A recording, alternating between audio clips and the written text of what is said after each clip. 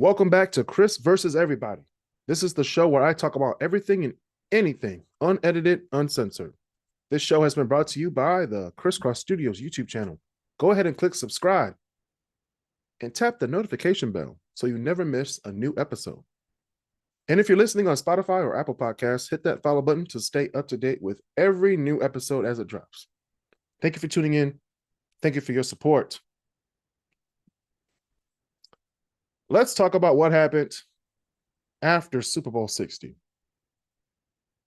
Not the game itself, not the jaw-dropping plays or historic performance that was a very, very, very, very, very, very boring game, in my opinion. But the cultural uproar that surged into the spotlight because of one person's reaction. I'm talking about conservative, very, very, very, very conservative, now infamous rant of Megyn Kelly on the Piers Morgan Uncensored show, where she took aim at Puerto Rican artist Bad Bunny and his historic halftime show. It is the most watched halftime show in Super Bowl history. Now, here's the context. So Bad Bunny gave a halftime show that leaned into his roots, which is Puerto Rican, Spanish language, Latin culture, and very powerful imagery celebrating Latino life and unity across the Americas, because that's what it is. North America, South America. We happen to live in the United States of America. Okay? The performance drew huge audiences and marked one of the most talked about halftime shows in years. But the moment that set social media and political commentary aflame wasn't the show itself. It was Megyn Kelly's response, as well as a lot of other people on Twitter and conservative outlets. She didn't just criticize, she erupted. On air, she declared that the show was essentially a middle finger to the rest of America because it wasn't performed in English. It was performed in Spanish because he's Puerto Rican and he speaks Spanish. He's a Latin superstar. He's a global superstar. That's why they chose him for the Super Bowl. She questioned why this supposedly unifying event should spotlight a language that, in her telling, a majority of Americans don't speak. She said things like football, especially what she called that kind of football, is ours, quote unquote, and that the halftime experience should be in English, wrapped in the comforts of what she described as quintessentially American culture, quote unquote, apple pie, traditional imagery, and English language music. Now, let's unpack that for a moment, because I'm about to say some things that might ruffle some feathers. However, if you listen to my podcast since the beginning, I always talk facts and the truth. So maybe a lot of people will be like, oh, that's just the truth. That's been happening. But people like Megyn Kelly, who think that people shouldn't be speaking another language, this might come to you as a shock. First of all, the United States of America, one country out of a huge swath of land, does not have an official language. English is widely used in government and society, but there's no statutory law that makes English the national language, despite what some believe, including Kelly with her rant. Second, to call Bad Bunny's performance a political insult because he spoke Spanish ignores the reality that the United States is one of the world's largest Spanish-speaking countries, and that millions of Americans speak it, live it, and celebrate cultural identity in Spanish. Many of us watch football and listen to the music in multiple languages, and that doesn't make us less American. It makes us more representative of what and who we actually are.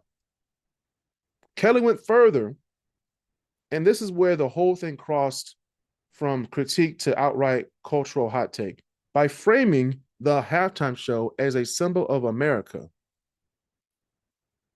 seeding its culture, unless it remains static or monolingual. She even used the performance as a springboard to call and talk about immigration identity and cultural change in ways that had little to do with the show itself. Some cheered Bad Bunny's performance as a milestone, like myself. A halftime show that didn't just entertain, but it invited the viewers to see themselves in the fabric of the national narrative. Others, like Megyn Kelly, criticized it, feeling excluded or misunderstood. Well, that's fair. Debate in art and culture is part of the social contract. But to frame that performance as alien, exclusionary, or even un American, well, that's not just a disagreement about entertainment. That's just a disagreement about who gets to define America and who gets to claim its symbols. And that's why the backlash was so intense, not just from fans of the show, but from commentators across the political spectrum who saw Kelly's rant as more of just an opinion, but a kind of cultural war manifesto. On the other side, voices pointing out the irony that some past halftime shows have included artists who sang in other languages or hailed from other countries and never drew this level of outrage. So here we are. A performance meant to celebrate music and unity became another front in a broader cultural debate about language, identity, and belonging. But at the end of the day, people are free to critique the performance. So I'm not really mad about Megyn Kelly. I'm not angry at Megyn Kelly. I'm just saying Megyn Kelly has a very huge platform, significantly bigger than mine. And she's out here saying that the Super Bowl halftime show should be apple pie and an English speaking singer. Okay. The last time we had a white halftime show, I believe it was Maroon 5. I believe it was Maroon 5. Let me check real quick. Okay, the last white English speaking halftime show at the Super Bowl was Maroon 5 in 2019. It was Super Bowl 53, February 3rd, 2019, at the Mercedes-Benz Stadium in Atlanta, Georgia. That was the Super Bowl that they were like, yo, we ain't doing the Super Bowl. No one's doing the Super Bowl this year because of what the treatment of Colin Kaepernick. Everybody said they weren't going to do the Super Bowl. Maroon 5 said they do the Super Bowl, but they did it in the most boring way. It was a very boring halftime show. Boring halftime show and an even boring game because that was the Jared Goff Los Angeles Rams versus the New England Patriots Super Bowl of that year. Pretty boring.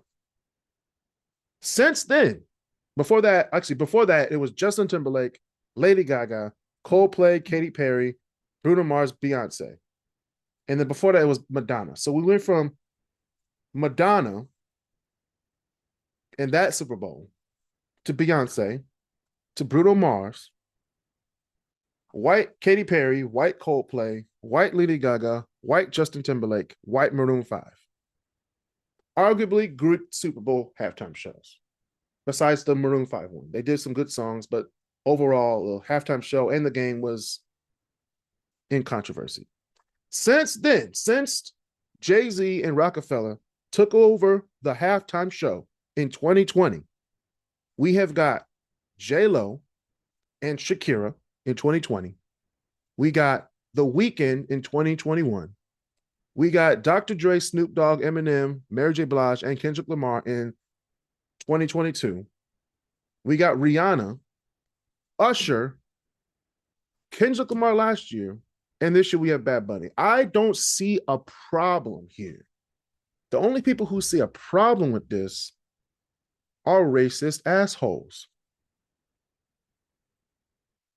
bigots, people who don't understand other cultures. And to be quite frankly, don't even understand their own culture. If I'm being real, if we're being real on this podcast, many of the people who are angry about Bad Bunny being in the Super Bowl because he's quote unquote not American, maybe y'all should actually understand what American is. Puerto Rico is a U.S. territory, which means Puerto Ricans are Americans.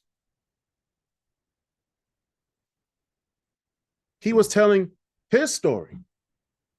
Last year, Kendrick Lamar told the Black story in America.